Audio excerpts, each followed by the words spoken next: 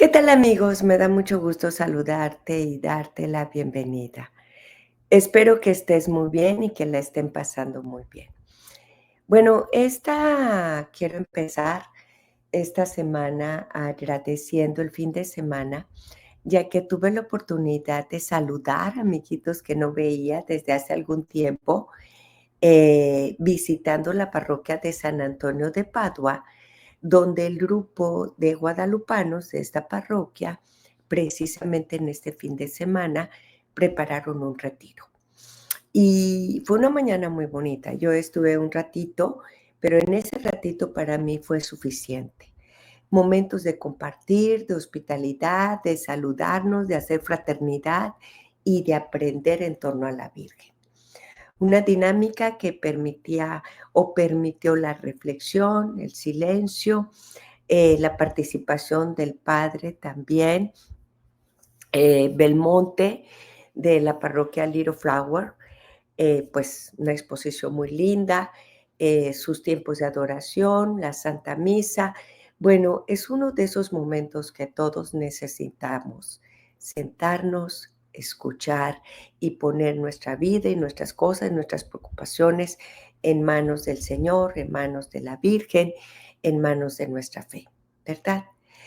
Pero el tema al que este retiro fue dedicado es por mí muy importante y por eso he tomado la decisión de hacerlo también el tema del programa de esta mañana.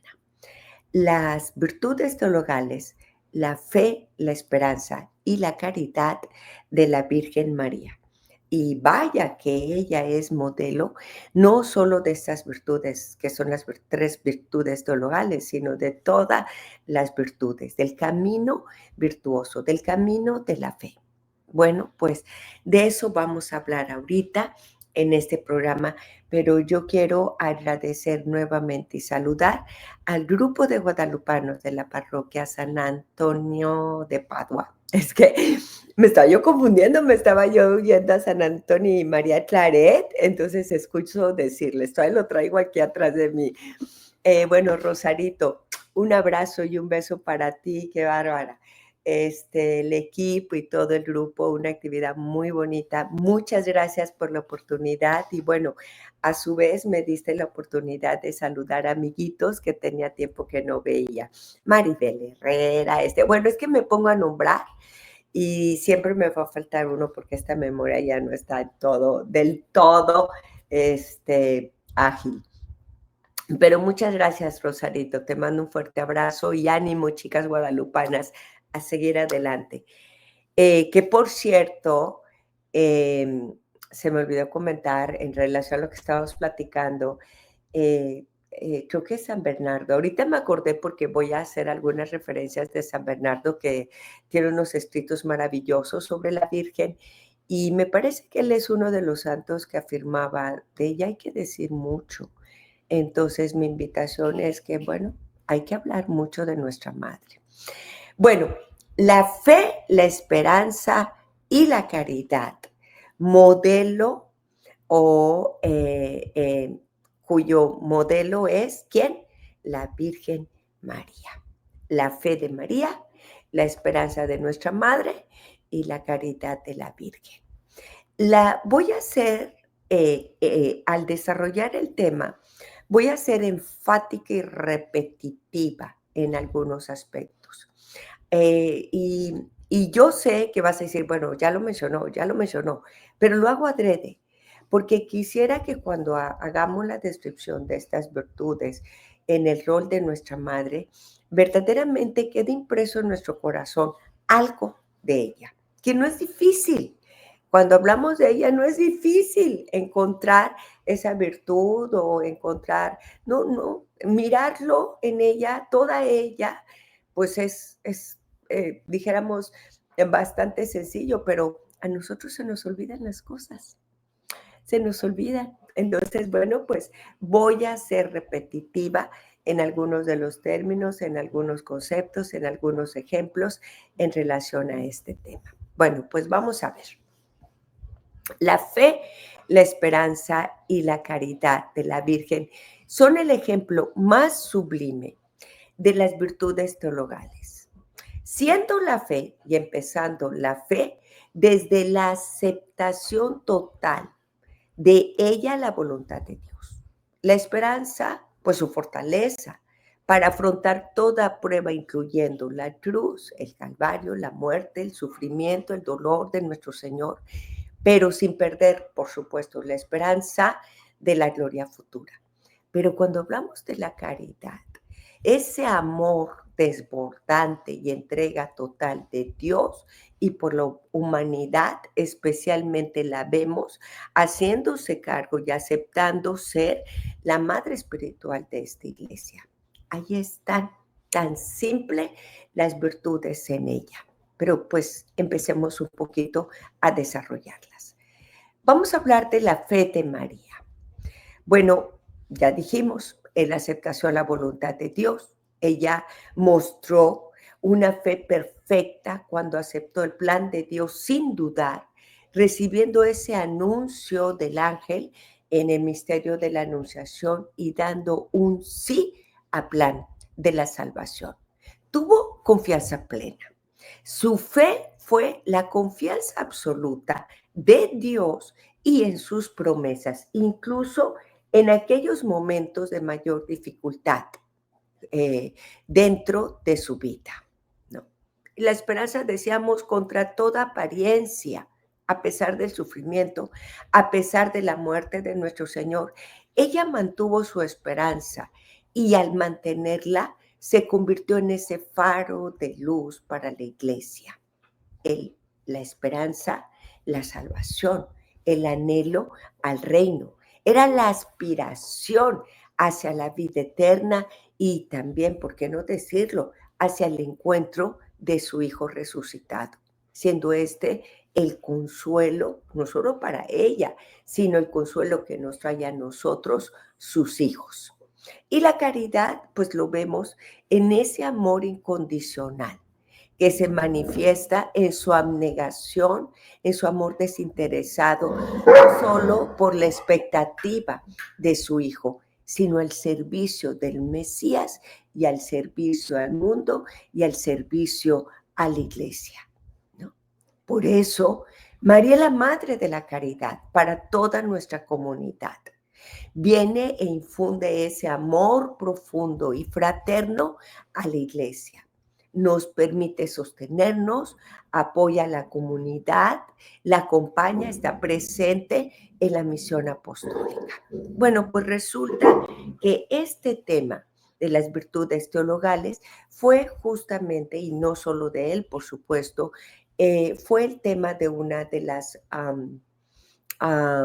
catequesis de San Juan Pablo II.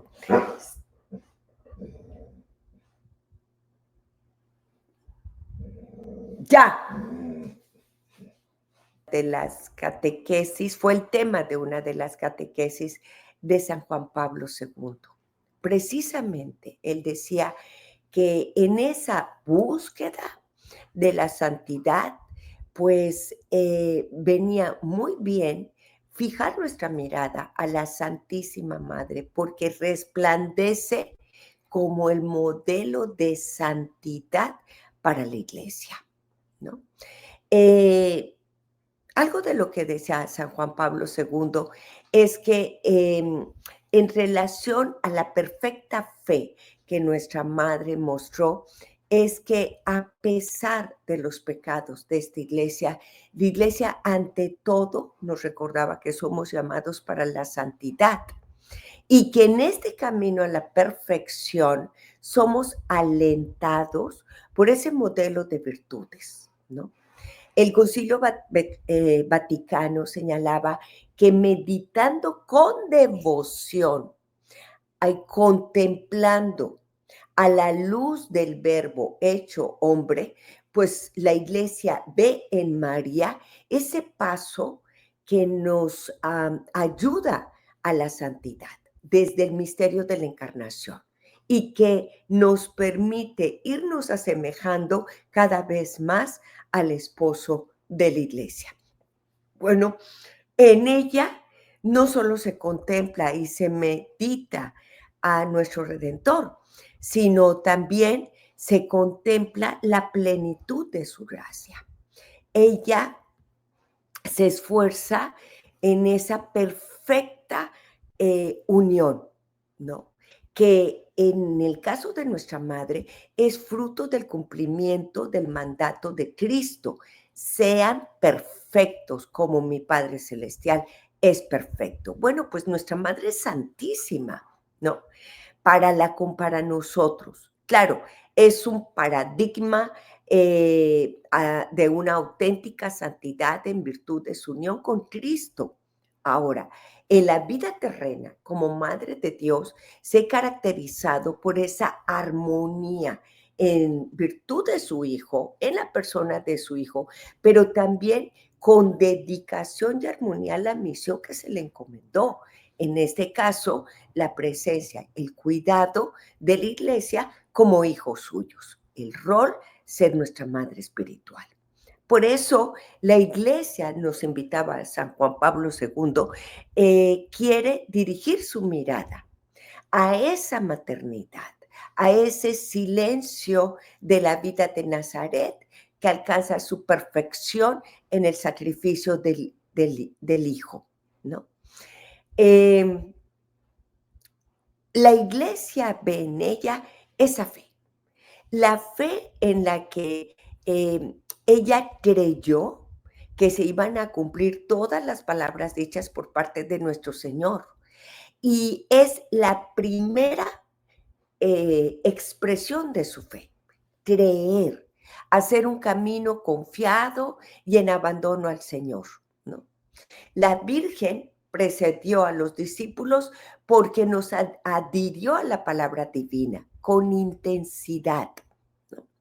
Pero también eso permite que el pueblo de Dios sea animado para estudiar, desarrollar, conservar en el corazón todo y meditar todos los acontecimientos que tienen que ver con nuestra vida de salvación.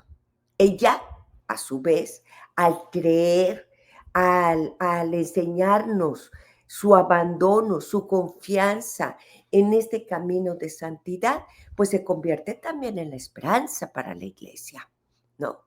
Cuando ella escucha el mensaje del ángel, se dirige primero a la esperanza del reino que Jesús fue enviado para establecer, pero permanece ahí, junto a la cruz de su Hijo, esperando el cumplimiento de la promesa divina, desde el mensaje de la Anunciación hasta la cruz y todavía presente en ese Pentecostés junto con la iglesia, sosteniendo la esperanza de todos los que vendrían a partir de su Hijo. Pues ella, por supuesto que es la madre de la esperanza, de una comunidad de creyentes y para cada cristiano. Bueno, pues María sigue apoyando esta comunidad. Por eso, por un lado vemos la fe, creyó, se comprometió, se abandonó. Vemos la esperanza desde la Anunciación hasta el Pentecostés, pero en medio de todo esto también la caridad. Observar, si observamos desde la primera comunidad cristiana, descubrimos en unanimidad los corazones en esa espera del Pentecostés con la presencia de la Santísima Virgen. Y precisamente gracias a esa radiante caridad de María se puede mantener esa armonía y el amor fraterno en todo momento en la iglesia. Bueno, pues ella es la unidad con esa misión apostólica, es la unidad desde esa labor apostólica con el corazón de su Hijo, pero a la vez vista a la luz de Cristo, concebida por obra del Espíritu Santo y nacido de la Virgen, una armonía perfecta que a la vez no deja de ser misionera y apostólica. De esa manera, la Virgen coopera en la obra de salvación con su maternidad, con su colaboración y asociación al sacrificio de Cristo, con su ayuda materna a esa iglesia naciente que hasta ahorita sigue sosteniendo en su compromiso de anunciar el Evangelio. ¿Por qué es importante seguir meditando y no solo meditar las virtudes teologales, sino meditarlas en ella? Veamos un poquito los anuncios de la Virgen de Fátima, la situación de la fe actualmente. ¿Por qué decimos que hay una crisis de fe? Es simple, porque no queremos creer. La crisis de fe es la falta de creer y aceptar. Es la negación a la verdad absoluta, ¿no? Es el no querer abandonarse a esa misma verdad, ese Dios viviente, sabiendo y reconociendo humildemente todas sus bondades. Entonces, esta fe ha sido probada a través de los tiempos, pero hasta hoy en día sigue siendo para nuestra vida eh, um, en todas las áreas importantes de nuestra vida espiritual, moral y doctrinal, la fe el elemento clave. Hay crisis de fe simplemente porque las conciencias se han oscurecido, porque están confundidas, porque están desorientadas, porque no quieren creer y no quieren aceptar esta vida divina. Pues Nuestra Señora, ante esta crisis, es un refugio seguro, ¿no? Eh, Nuestra madre nos sigue diciendo que creamos y que confiemos en el poder de Dios. Eso es lo que nos sigue diciendo. En los mensajes de la Virgen de Fátima nos habla también de la esperanza y de la caridad. Pues no, la esperanza es mantener la aspiración de quedarnos unidos en Cristo, en el reino de los cielos, en su corazón, en la felicidad, en la armonía perfecta. Pero es poner y mantener nuestras promesas, nuestra confianza en la promesa de Cristo, apoyándonos no nada más de nuestras solas fuerzas, sino de los auxilios de la gracia del Espíritu Santo.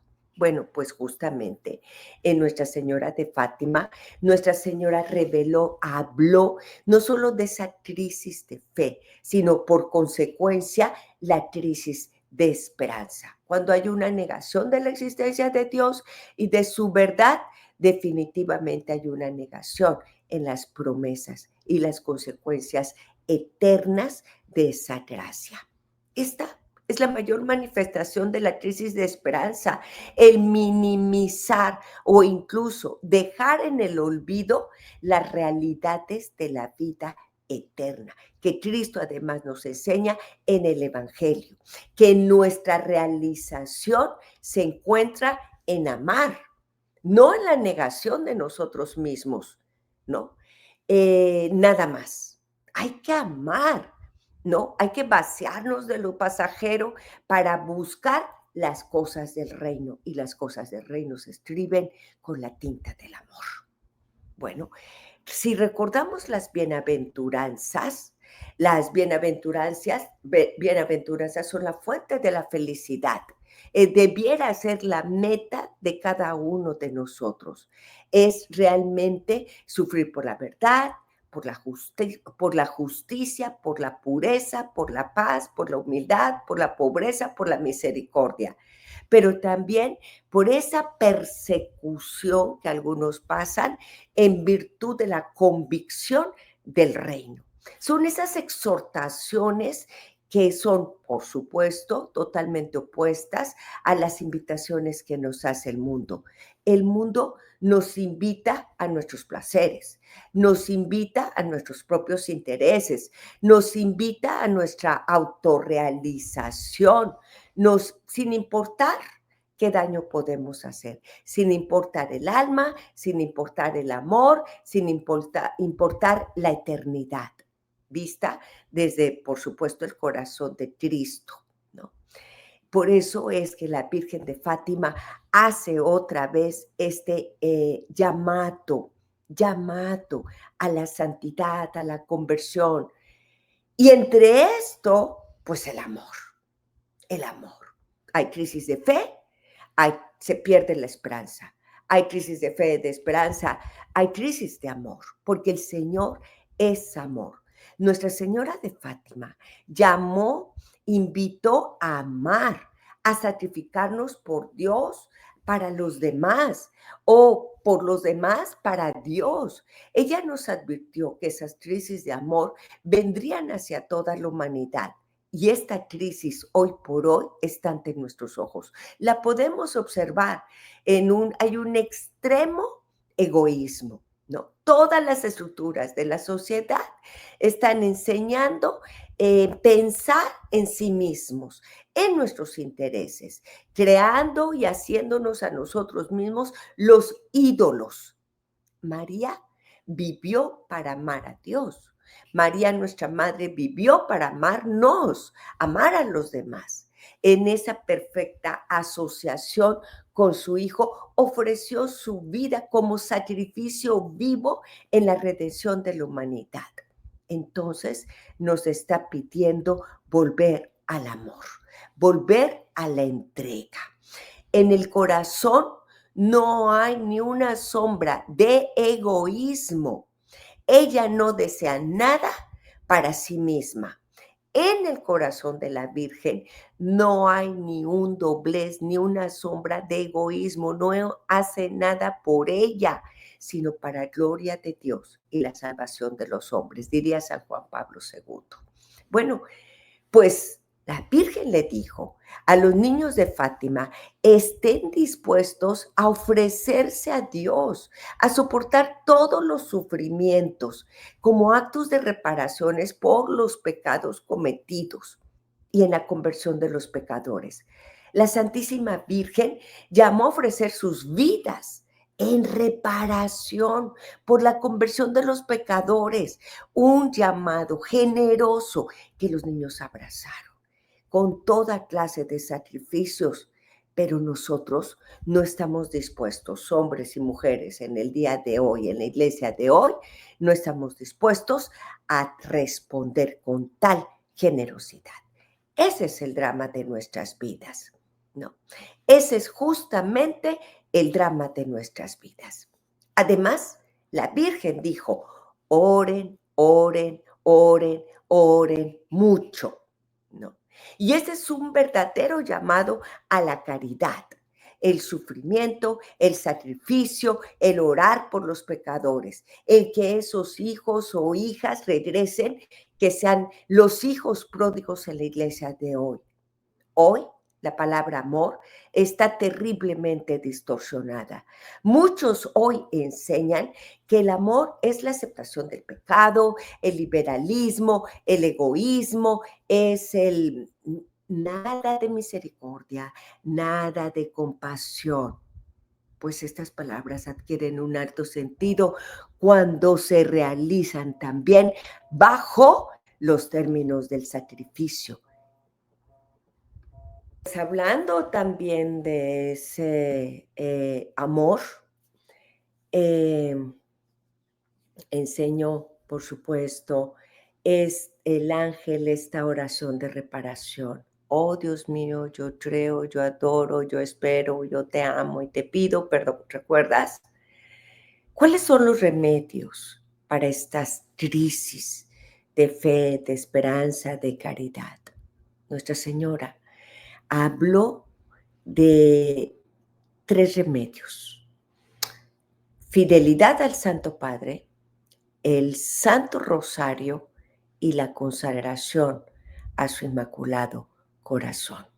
Remedios que están ahí a tu alcance, pero que además, cuando hablamos de la oración y del rosario, eso permite también ayudarnos en el crecimiento y en el fortalecimiento de nuestra fe. Hablamos de contemplar, de estar unido a la vida del Salvador. Y el rosario no solo es una oración, es una contemplación de la vida a la luz de la Madre, de la vida de nuestro Señor a la luz de la Madre.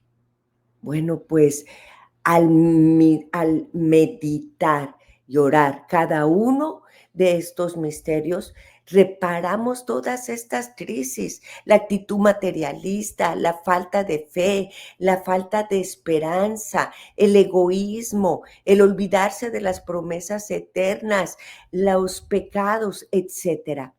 Pero uno de los detalles más emblemáticos de la devoción se trata también de esta oración mariana, que es el Salve Regina, que según la tradición fue justamente durante una homilía de San Bernardo.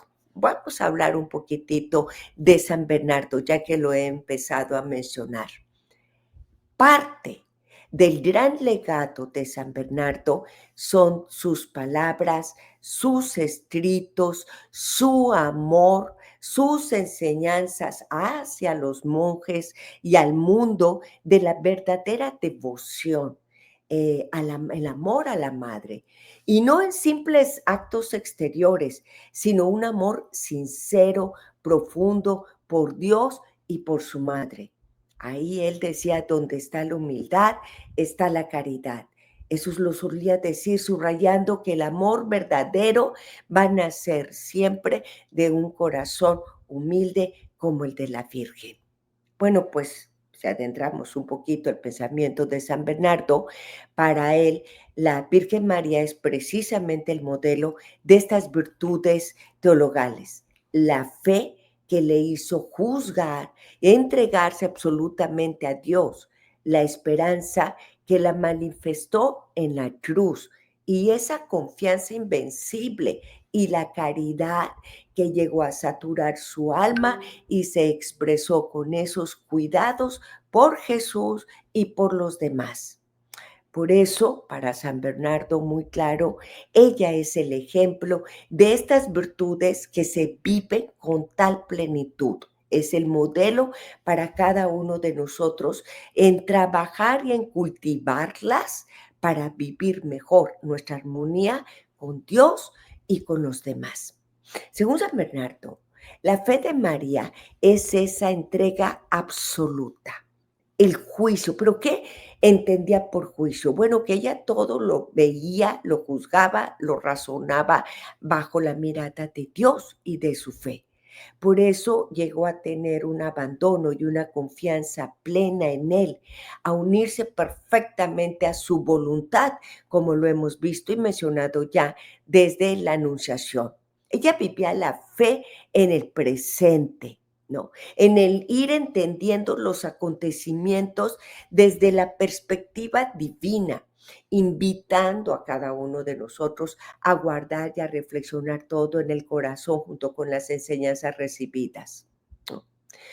Para San Bernardo, la esperanza de la Virgen era también fortaleza. Se trata de resistencia al dolor. Se hizo especial en el momento, por supuesto, de la cruz, donde soportó esos inmensos dolores y aún así se mantuvo firme, confiando en Dios, asociándose a la obra del Salvador.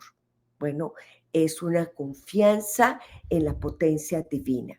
Cuando nosotros escuchamos el Magnificat, este himno, es la manifestación de la alegría, de la confianza inquebrantable, de la gratitud, del reconocimiento de la Virgen hacia Dios, ese ideal de esperanza para los fieles. Bueno, pues la caridad de María se ve también en el amor, no solo de Dios, del prójimo. Su alma estaba llena y ardiente del amor de Dios. Y ese amor de Dios lo extendió hacia todos los demás. Lo demostró en el momento de la visitación, cuando fue a visitar a su prima Santa Isabel. Lo demostró en el Nazaret, lo demostró en las bodas de Caná, lo demostró cuidando, respondiendo, obedeciendo a San José. Lo demostró con su cariño, cuidado, obediencia, respeto a nuestro Señor Jesucristo, su Hijo y su misión, y también a todos los discípulos y los hombres que les rodeaban. Lo demostró al aceptar la maternidad y la misión que su Hijo tenía para ella, no solo de Dios para ella, en el nacimiento de nuestro Señor, sino de su Hijo también para ella como la madre espiritual de la iglesia. No solo la madre de Dios hombre, sino la madre espiritual de la iglesia. El amor de María hacia nuestro Señor era también ese amor de esta iglesia naciente. Así que su caridad fraterna se convirtió en el ejemplo del amor de Dios que se traduce al final en el amor a la comunidad. Las virtudes teologales de la Virgen, desde luego, cabe fijarse primero y de modo sobresaliente en estas tres, porque en ellas seguimos viendo el camino de la santidad. Y es María la que, al ser un ejemplo de estas virtudes, siendo la madre, prolonga esta enseñanza a este cuerpo místico de Cristo, su Hijo, quien le confía el cuidado. Es ella la que afirma hacer todo lo que su hijo diga. La obediencia es un papel esencial. La voluntad de Dios, la humildad y con el silencio, la reflexión, la oración, guardaba todo en su corazón. Por supuesto, toda su vida es una vida de virtud, pero especialmente hoy destacamos estas tres. Y yo creo que cuando hablamos de la Virgen y su vida virtuosa, tenemos que empezar por estas, que son aquellas que Dios tiene también para nosotros y que en virtud de la Madre, de María, que es la dispensadora de gracias, puede acrecentar en nosotros para el bien de nuestra vida espiritual, de nuestra santidad y de nuestra fraternidad y construcción de esta comunidad, este pueblo de Dios y en esta la iglesia, la única fundada por Cristo, nuestro Señor e Hijo de María Santísima, nuestra Madre Espiritual. Bueno, que sea este el primer tema de muchas virtudes y mucho que meditar. Como dice San Bernardo, hay mucho para hablar de ella. Te dejo con esto.